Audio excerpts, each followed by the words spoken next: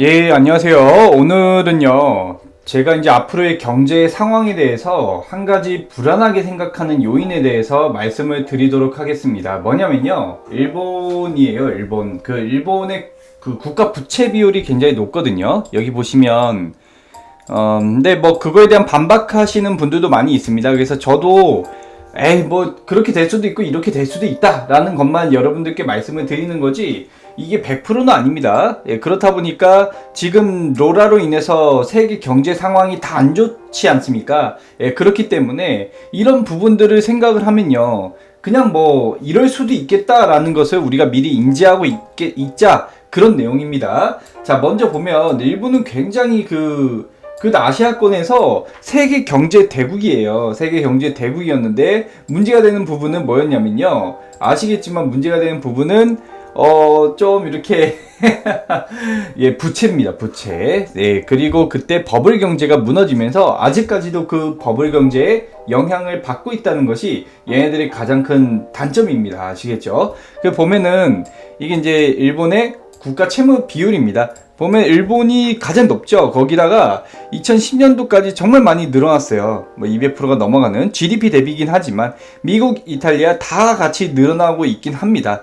이걸 여러분들이 보시면 뭐가 다르냐면요, 모든 국가들은요, 부채를 일으켜서 경제를 부양하려는 것이 있습니다. 부채를 싸게 이렇게 하게 되면 돈의 유동성이 늘어나고요, 그로 인해서 좀 아시겠지만 사람들의 그런 소비나 이런 것들, 기업이 투자 활동이나 이런 것들을 굉장히 많이 할 수 있기 때문에. 근데 일본이 지금 압도적으로 높고 있고요, 이게 굉장히 돈을 많이 풀었다 이렇게 판단하시면 될 듯 합니다. 근데 제가 오늘 말씀을 드리고 싶었던 것은 일본 같은 경우는 엔화가 안전자산으로 들어가 있어요. 그래서 국가 채무자의 국가 채무의 그 95%가 엔화 표시 채권.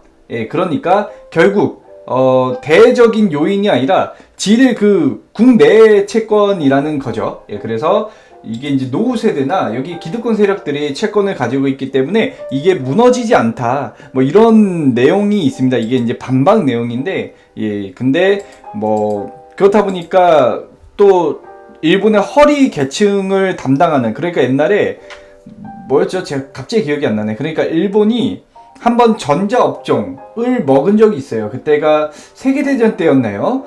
그때 미국이 군수 이런 걸로 할 때 일본은 제조업 분야로 굉장히 치고 나가면서 제조업 분야는 일본이 전 세계적으로 1위가 됐단 말이죠. 그러면서 얘네가 굉장히 많이 발전한 거예요. 우리 한국은 그때 당시에는 그렇게 하지는 못했죠. 그래서 엔화가 안전자산이라는 것, 그리고 플러스 외환 보유구가 얘네가 많습니다. 우리나라 IMF 터진 이유 뭐였죠?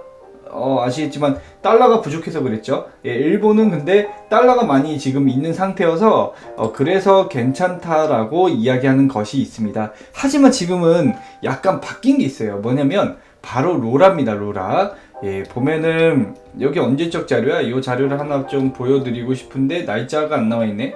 날짜가 안 나와 있긴 한데 일단 요거를 한번 보여드릴게요. 보통 국가 부채는 국민들이 내는 세금으로 얘네가 갚게 되거든요. 예, 갚게 되는데 요거를 다른 이미지로 저장해서 요거를 한번 보고 할게요.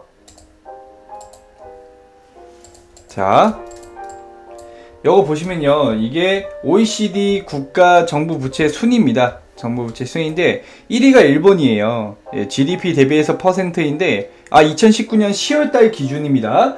일본 1위. 근데 그리스가 2위인데 그리스 파산했잖아. 여러분, 그리스는 안 좋은 결과를 맞이했죠. 근데 일본이 그리스보다 높은데 지금 버티고 있는 거예요. 그래서 3위가 이탈리아, 포르투갈, 그 다음 미국, 벨기에 이렇게. 근데 안전자산이라고 좀 평가받는 것이 일본 엔화하고 미국 달러입니다. 얘네 두 개는 그런 좀 통화적인 것이 있기 때문에 잘 버틸 수 있는 겁니다. 한국은 한국 여기 있네요. 한국이 부채가 이렇게 낮아? 정부 부채 높은 줄 알았는데 생각보다 높지 않네요, 한국이. 저도 이거 제가 외우고 있진 않으니까요. 선진국들이 이렇게 다 조금 높은 상황이고, 물론 높지 않은 선진국도 있습니다.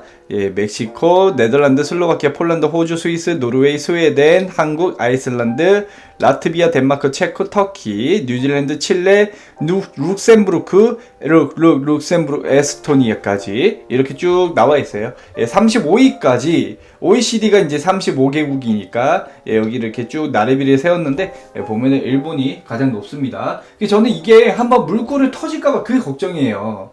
물꼬를 터지게 되면요. 그러면은 우리나라에 당연히 영향 미칩니다. 아시겠죠? 그렇기 때문에 저는 약간 이런 부분에 있어서는 조금 불안해하고 있는 거고요. 그래서 일본이 앞으로 좀 부채 비율을 조금 좀 줄여줬으면 좋겠어요. 예, 줄여줬으면 좋겠습니다. 이번 로라로 인해서 하다못해 갑작스럽게 뭔가 하나 물꼬가 터져버리면 쌓고 있던 건 댐이 무너질 수도 있잖아요. 예, 그래서 요거 일본 관련 부채의 내용을 말씀을 드렸고요. 자, 이제 지수로 넘어갑니다. 우리나라 그런 국내 코스피, 코스닥 지수가 좀 안 좋아지냐, 이런 부채로 인해서 국가의 경제가 흔들리게 되면요, 증권 시장이 제일 먼저 반응이 옵니다. 예, 그래서 그거를 한번 보여드릴게요. 자, 여기 이제 차트인데요. 자, 업종, 이거 코스피 업종이에요. 제가 이게 참, 일단 카메라를 잠깐 끌게요. 여기 보시면요, 코스피 업종인데 여기 지금 단기 고점이라고 저는 판단하고 있거든요. 그게 1900이에요. 근데 오늘 뚫어줬단 말이지. 그렇게 되기 때문에 제가 우리 회원분들께 말씀을 어떻게 드렸냐면요, 이거 코스피. 자, 코스피는 1900선을 돌파하면 1980선까지 상승 가능성이 있다라고 말씀을 드렸어요. 그래서 1980선이 한 요 정도 되거든요. 예, 요 정도까지 올라갈 수 있는 상황입니다. 이거 줄 하나 그어 놓을게요. 까먹지 않게. 네, 1980선. 하지만 지금 여전히 단기 고점이기 때문에 조정을 받을 수도 있어요. 예, 조정을 받을 수도 있어서 조금은 그냥 현금을 보유하면서 보고 있습니다. 그럼 조정 받으면요, 조정 받을 때 다시 추가 매수를 하면 되거든요. 예, 그래서 일단은 밀리지 않고 얘가 조금 이렇게 상승을 해준 상황이라고 여러분들이 인지하고 계시면 되겠습니다. 한국이 유일하게 지금 로라 관련해서 대응을 잘하고 있는 나라예요. 그래서 그런지 나름대로 버티고 있는 모습입니다. 코스피도 마찬가지예요. 코스피는 제가 뭐라고 했냐면요, 코스닥 620선을 돌파하면 650선까지 상승 예상이라고 말씀드렸어요. 다 올라왔죠 이제. 예, 지금부터가 중요한 거예요. 예, 650을 뚫어야지 이제 추가적으로 한번 680까지 올라갈 수 있게 되는 겁니다. 아시겠죠? 그럼 지금 누가 이렇게 주가를 올리고 있는지 한번 보도록 하겠습니다. 누가 주가를 이렇게 올리고 있을까 보면은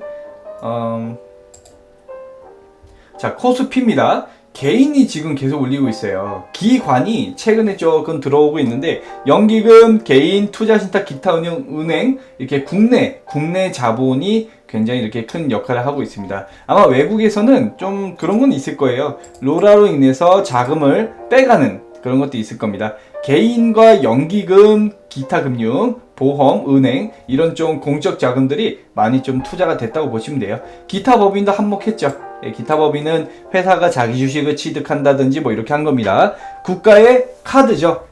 자기 주식 취득해라. 기업들 너네 주식 살 수 있게 우리가 규제를 완화해 줄게. 뭐 이렇게 하면은 지수 방어가 되는 겁니다. 코스닥 같은 경우도 마찬가지로 개인이 많이 산 상황이고요. 보험과 개인으로 인해서 쭉쭉 올라가고 있는 상황입니다. 연기금이 코스닥은 많이 안 사주네. 거의 코스피 위주로 많이 샀는데, 저는 생각이 좀 다릅니다. 제약바이오 업종이 코스닥에 몰려있기 때문에 이쪽이 좀 더 코스피보다 낫다고 저는 지금 생각을 하고 있는 사람이어서, 자, 어찌됐든 그래서 지금 그래도 뚫고 올라가고는 있지만 완벽하게 뚫었다고 볼 수 없고요. 언제든지 상황은 뒤바뀔 수 있어요. 그래서 여러분들께 말씀을 드리자면요, 조금 현금을 보유하면서 가는 게 맞습니다. 예. 저점 종목을 공략하거나 단기적으로만 대응하거나, 그러니까 중장기를 하기에는 조금 조심해야 된다는 거예요. 이해되셨죠? 자, 그래서 오늘은 일본이 혹시나 부채 비율이 너무 크니까 제가 생각하는 위험 요인이다라는 것을 여러분께 말씀을 드리면서요, 그 전하고 다른 게 있어요. 그리스가 무너지거나 뭐 예전에 무역전쟁이나 이럴 때는 그 국가만의 문제였거든요. 근데 로라 같은 경우는 지금 전 세계적으로 문제가 되기 때문에 경제가 다 같이 나빠지는 거기 때문에 누구 하나가 캐리를 할 수가 없어. 예, 그게 문제가 되는 겁니다. 그래서 제가 조금 불안하다고 생각하는 부분이 있는 거예요. 그러니까 여러분들도 꼭 이렇게 그 수익이 아니라 수익을 낼 수 있는 종목은 조금 현금화를 해서 혹시 모르는 그런 위험에 대비하시는 게 나을 것 같습니다. 계속 갈 수도 있어요. 계속 올라갈 수도 있는데, 지금 이제 갑자기 뒤집히는 상황을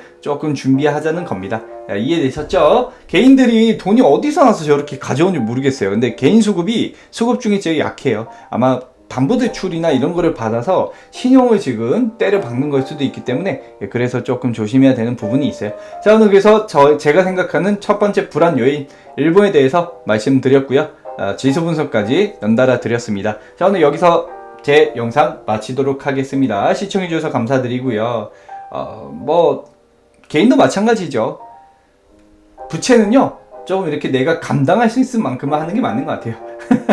자, 오늘 여기까지 할게요. 시청해주셔서 감사합니다. 구독하고 좋아요는요, 강요 드리지는 않겠으나 눌러주시면 큰 도움이 됩니다. 자, 여기서 마칠게요. 고맙습니다. 참, 댓글 많이 달아주시고요. 혹시 궁금한 거 있으면요, 개인톡 주셔도 됩니다. 자, 그럼 여기서 진짜 마칠게요. 고맙습니다. 내일 뵙겠습니다.